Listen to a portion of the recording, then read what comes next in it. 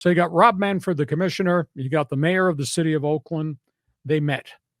Manfred was given a 288-page document by the mayor, which certified all the things the city attempted to do, including the big terminal, Howard Terminal, on the water, where they were going to build the entertainment district and the stadium, and that John Fisher could not pony up the money to make work.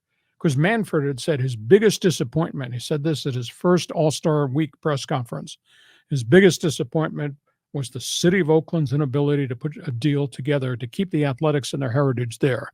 That new mayor just went off the deep end and demanded a meeting, and she flew to the All-Star festivities with the documents and gave them to Manfred and said, this is what we did. This is why it has not worked out. That's why that guy has hightailed it to Las Vegas. Pitch clock. Rules are going to stay in effect. However, postseason play, no pitch clock.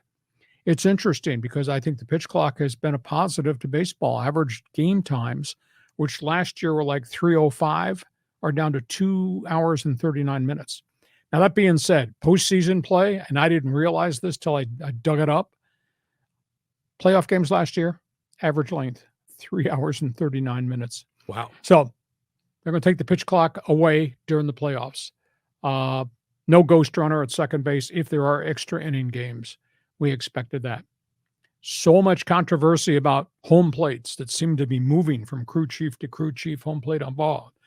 Last 2 years, home plate balls and strikes calls had just been atrocious.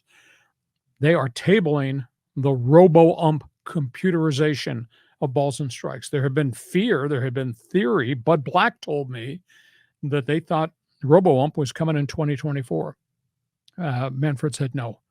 Umpires will continue to call balls and call strikes the way it is. There is talk, and maybe because they do use computers to look at strike zones, watch the Padre broadcast, you see it. There is talk of allowing the managers to maybe have 2 balls and strike challenges in addition to the one challenge they have in their pocket during the course of a game. So Bob Melvin or Dave Roberts or Phil Nevin doesn't like the umpiring, and there's an egregious mistake, he might have 2 opportunities to use it for a challenge. That's going to be voted on, I think, by the Rules Committee and then the owners in the offseason. Interesting story. Don't know the genesis of how this happened, but for the first time, Manfred has kind of let on. Baseball's talking about expansion. And somehow, some way, it's been linked to this stormy meeting with the Oakland mayor. Somebody dropped the hint, whether she asked or he offered, that if you build that new stadium in Oakland, we will consider Oakland as an expansion team. You got Portland that's pushing, you got Charlotte that's pushing, Nashville seems to be ahead of everybody. So is there a window for Oakland to get a franchise to replace the Athletics once they go to Las Vegas? If you kind of connect the dots and what was said by Rob Manfred, maybe there's an opportunity there. So that's really the interesting storylines as it relates to baseball. The union has popped off at the All-Star festivities. Tony Clark says, we're going to determine, because we want input, we are owed input as to where the A's are going to go. Are they going to play in the 3-year interim in Vegas in a minor league stadium? Are they going to be a rotating team to go to different markets and play games? It was a bad experience when the Montreal Expos were to move to Washington. If you recall, you might have been there because you travel a lot. There had been conversation. Expos were going to play different places. They played a bunch of games in, I think it was San Juan, Puerto Rico. Yeah, they did. During the regular season. Yeah. I thought that was you sitting by the third base line drinking rum and Bacardi. So there's talk about that. The union is really against splitting the Athletics and making them a road team, because you're not only dealing with the wear and tear on players, you're dealing with how it impacts wives and families and kids and schools.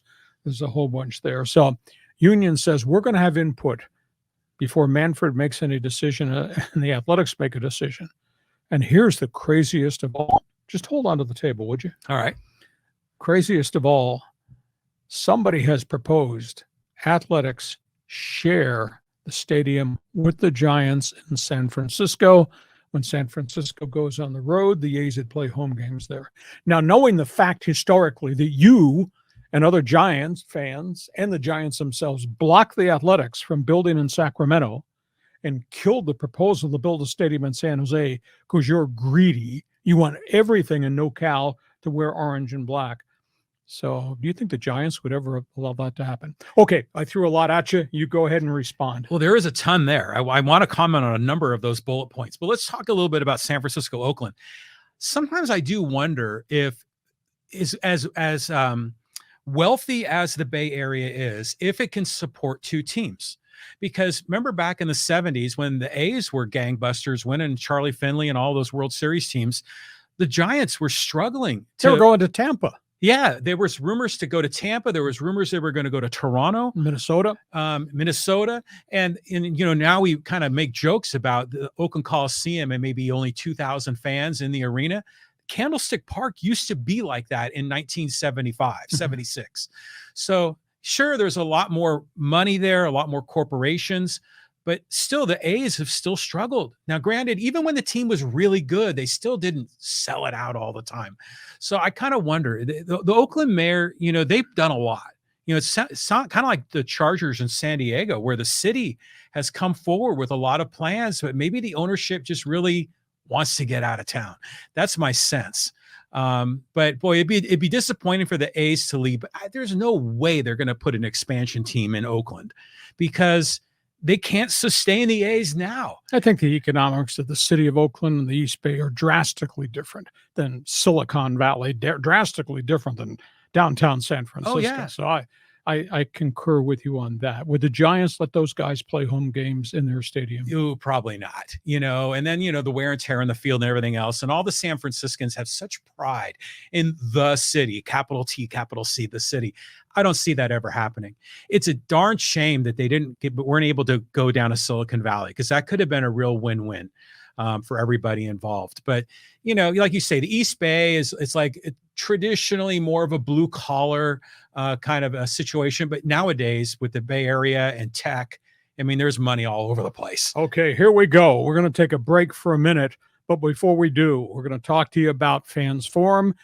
Questions. If you're watching us on our live stream, Angels mishandle the Ohtani situation. How do they make this work to help a team they trade him to and yet save their own team? Secondly, Padres are better than all these teams that I listed, or do you think I'm full of crap? Feel free to join us on Fans Forum. And Giants, A's, John doesn't want them trampling on the turf at that ballpark in San Francisco. Do you think that is a way to keep them in the Bay Area for the short period before they go to Vegas? So those are questions we're looking for people to respond to on Fans Forum. How do they do it?